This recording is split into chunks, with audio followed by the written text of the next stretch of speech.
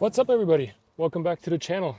I'm Michael. I'm a 6'8" CrossFit athlete, coach, and former professional basketball player. On my channel, I help tall CrossFitters feel more at home in the CrossFit gym. Today, I got a really exciting opportunity coming my way. And before I tell you about it, please make sure to like this video, subscribe to the channel, because that would really help me grow this channel, stay motivated, keep editing those videos, and bring the cool tall athlete content to you. What's special today?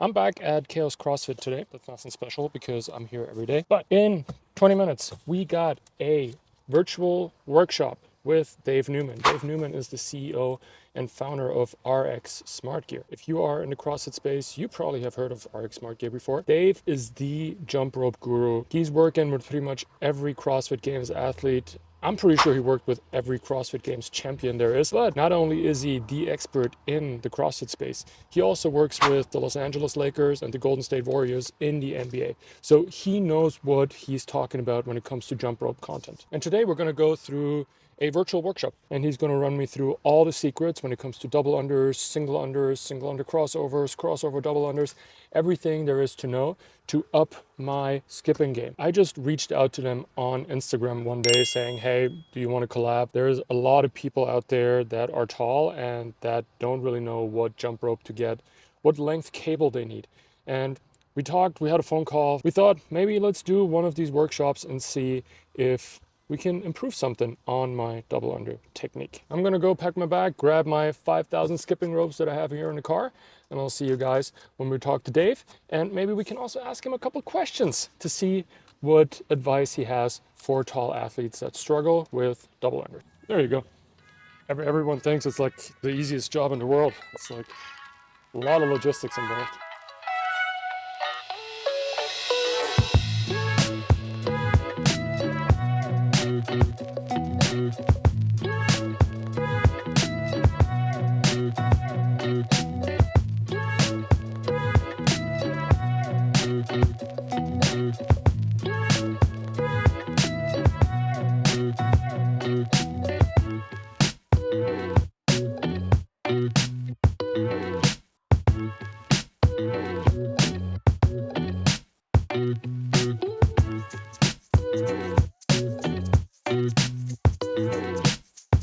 I mean, I was taught to like relax and like look at something like in front and up, like far away from you, like have like a fixed point and looking up.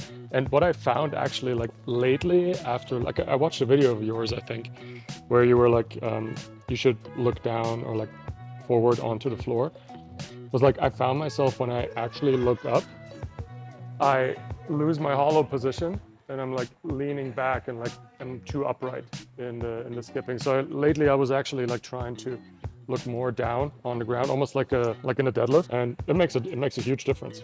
It's like it allows me to stay in position longer. Yeah, I'm guilty of that because I think in the past when I coached double unders in class, it was like I told people to slow down their single unders and then just speed up their wrist flick when they get into the double under. And for a lot of people it worked, but what you say makes total sense because the people then focus on like more on the hands and like probably tighten up there too much and not enough on the actual jumping. And it also teaches good positioning. Like as you said, when people slow down to single unders, it's usually coming from the shoulders because they can't slow it down just out of the wrists.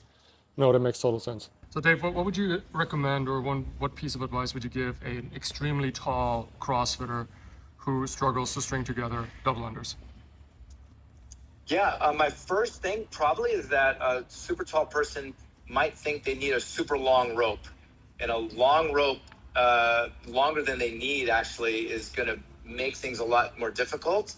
Just the rope's going to take longer to get around their body, so that's going to cause a problem, and more than likely cause their arms to move out of positioning, so they won't quite have the proper mechanics to turn the rope with least amount of effort, right? So I would say to really work on the size of your rope, getting the length shortened down. You don't need it to be quite as long as you might think. And also something, a little heavier, like 3 ounces. Don't use a speed rope. Speed rope's 1 ounce. Something 3 ounces or heavier, 3 to 4 ounces is ideal, and that'll be a really good start. All right, I just wrapped up filming with Dave. Oh, it's windy out here. Super insightful, super grateful. Thanks so much again to Dave from RXSmartGear. Great guy, super insightful. They don't call him the jump rope guru for no reason. And I always thought I was good at double unders and I knew what I was doing. Turns out I'm just very talented. No, I just have a little bit of an advantage because I actually learned how to do double unders while I still played basketball, because it was still something we did in off season, we did in conditioning. But now learning the basics and actually be able to teach people in class and my athletes how to be more efficient at double unders and actually learn how to do it is like super insightful and super valuable. Let me just go somewhere where it's less windy. So what are the big takeaways? Dave ran me through the 10 principles of being efficient at skipping. Not just double unders, but everything. The three biggest ones that stood out to me are, number one, a lot of people oversize their rope. You heard it, what Dave said, especially tall athletes think they need like a super long rope. The problem when you get a super long rope, especially when you're just learning double unders, is yes, it might be easier to do them, but at the same time, you're actually learning it with the wrong movement patterns. Longer rope means your elbows travel out further, and that just reinforces bad technique. So if you struggle learning double unders, or you're right at the beginning of your journey to learn double unders, I think a good starting point would be to use a shorter rope.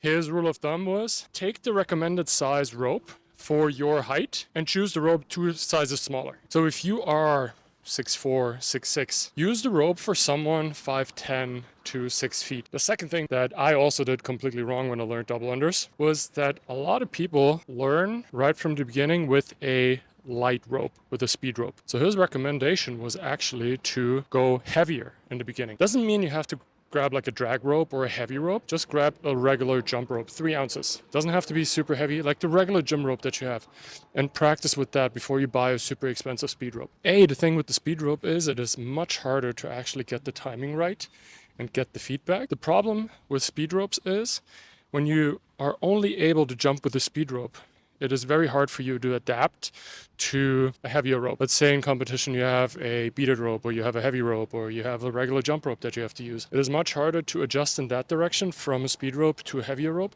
than it is when you practiced with a heavier rope and then go to a speed rope. We compared it to a weightlifting belt. A weightlifting belt is great in competition when you want to max out, when you get like these couple extra pounds on the lift.